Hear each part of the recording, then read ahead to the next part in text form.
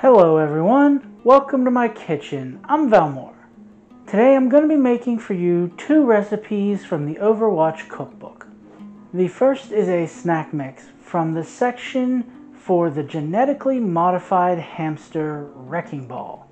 The second is a soda float from the Outback Survivor Roadhog. This is radioactive, soda float, and hamster food. Let's get started. So I'm going to make my snack mix first. And the recipe calls for Lucio's, which is a Overwatch themed cereal that was limited time release in 2018. So that's impossible to find. And if I did find, probably wouldn't even want to eat. But according to the internet, it is a vanilla flavored cereal. I'm replacing that with a more common vanilla flavored O-shaped cereal. And then I'm going to put in some rice cereal, sunflower seeds, pumpkin seeds, chocolate chips, cinnamon, raisins, and some rolled oats. And I'm going to mix those together.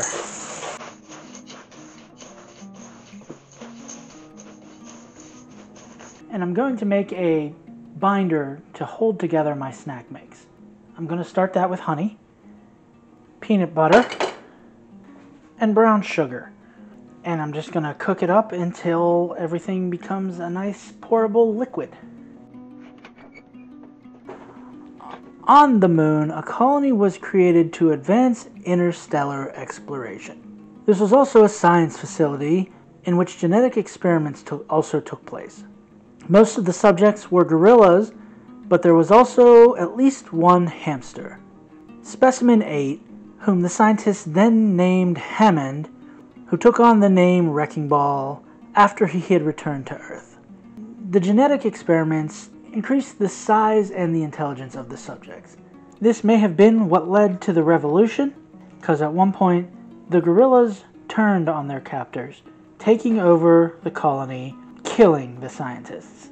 During the attack, Hammond barely escaped to Earth, landing in the Australian outback, using scrap from the outback, attaching it to his escape pod, and making his combat machine that would become Wrecking Ball.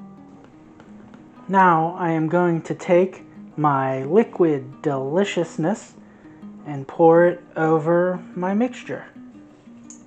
And I'm going to stir it around. Now I'm going to pour my mixture into my buttered pan, flatten it out, and I am going to let that cool and harden for about an hour. Now, before I serve up my hamster food, I am going to make my soda float. And I want to start that with a few dashes of Angostura bitters, and then some raspberry sherbet, and the soda part is going to be your favorite lemon lime soda, which in my case is going to be Sprite.